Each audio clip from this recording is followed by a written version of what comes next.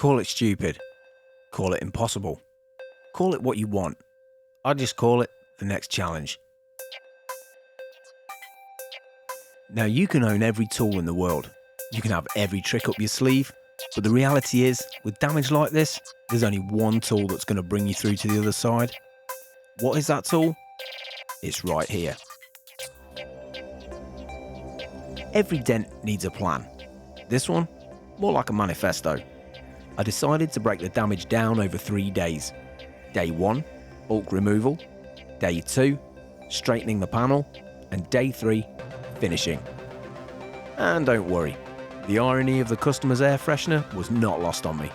I knew this would be me over the next few days.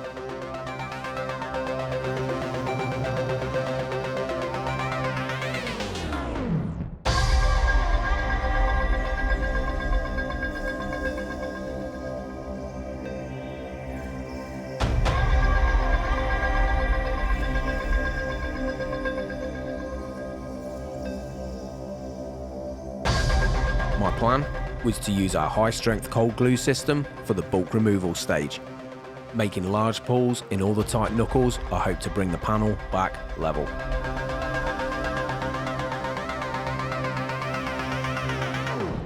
I knew the bulk removal stage was going to be critical in the success of this repair. I also knew I was in for the long haul. Trying to shock the metal back to something that closely resembled a roof was a massive undertaking. I'll be honest, I wasn't at all prepared for the fight this roof was about to give me. In my heart of hearts, I thought we'd see some big movements really early on. I was wrong.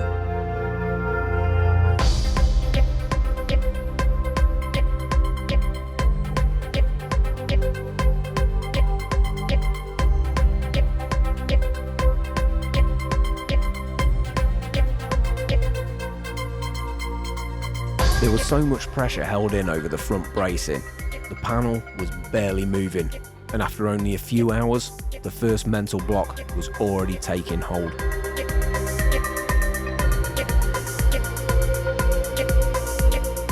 As the thin metal started releasing from the edge of the roof, it was becoming more and more apparent that with the heavy glue pulls, I was actually creating more damage than I was solving.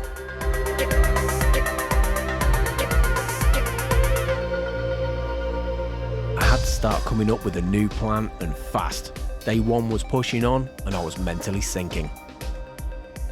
I needed more control and power while simultaneously releasing the pressure with tapping and blending.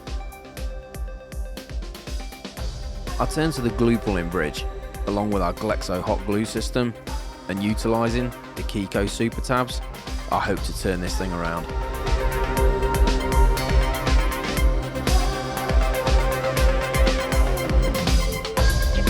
After a while, I was starting to get movement, but it wasn't pretty. The panel took a serious beating, and I resigned myself to the fact that whatever happened today would make for more work tomorrow.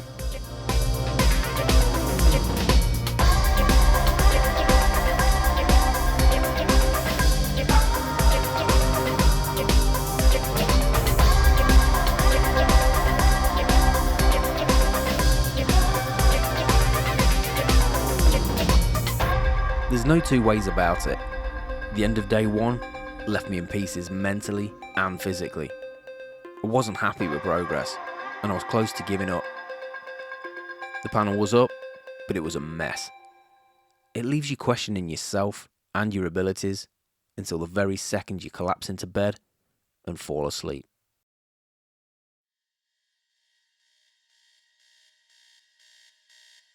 It takes a split second from the sound of your alarm for every fibre in your body to start hurting from the previous day, and the reality of what's waiting for you on the shop floor seeps into your conscious, and you want to quit before you've even started.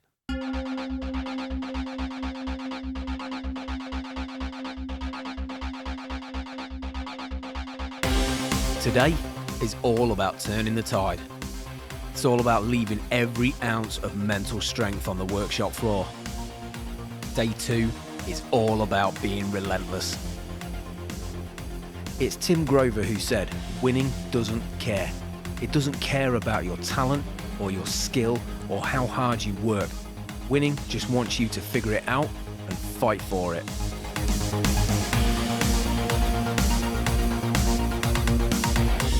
I had to work so many areas of stretched metal. To do this, you've got to be as methodical as possible, and the only way to get the focus is to switch off the outside world.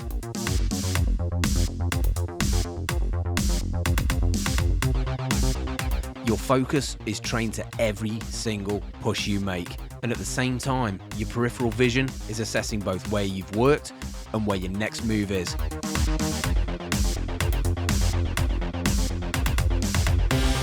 Doing this for 8, 10, 12 plus hours a day is an exhausting mindset to live in, but you'll ultimately find a way to operate beyond your normal capacity, and hopefully you'll start achieving the results that you thought were beyond your reach.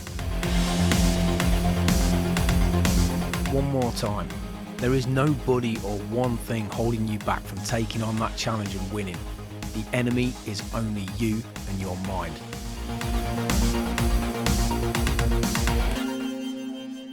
Along the way with these big journeys, there's going to be times where you feel like you're getting ahead and winning, and there's always going to be something that pulls you back. That one thing that's going to trip you up and try and knock your confidence and your mindset, and that's when you've really got to double down and work even harder. Stay focused on the big picture. Look how far you've already come.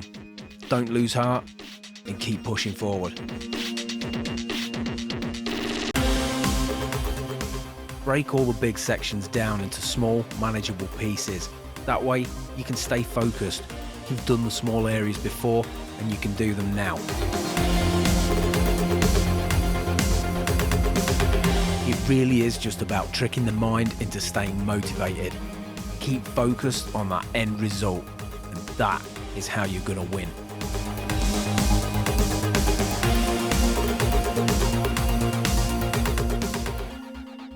The end of day 2, there were still areas that needed a lot of work, a ton of picking out, but I knew in my heart of hearts it was just one more day of solid focus and I'd got this in the bag.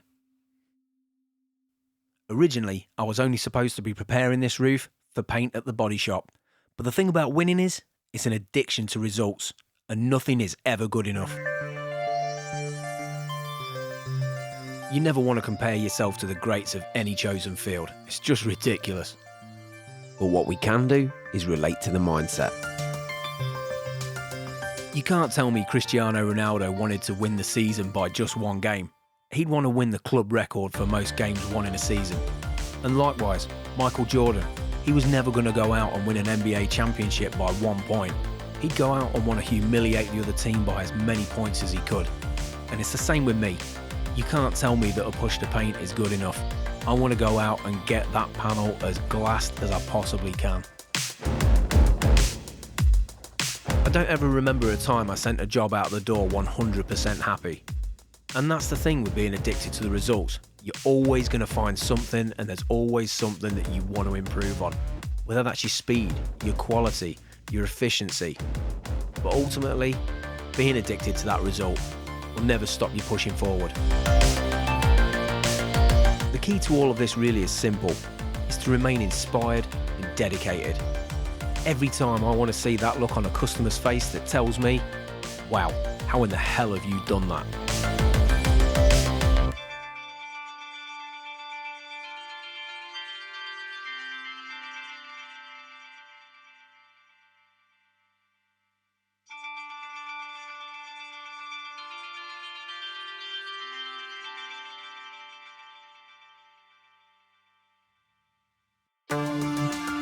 Is perfection ever achievable? Probably not. But if all you do in the search for perfection is achieve outstanding, then you've won, and you'll win every single time. Did this roof come out perfect? Absolutely not.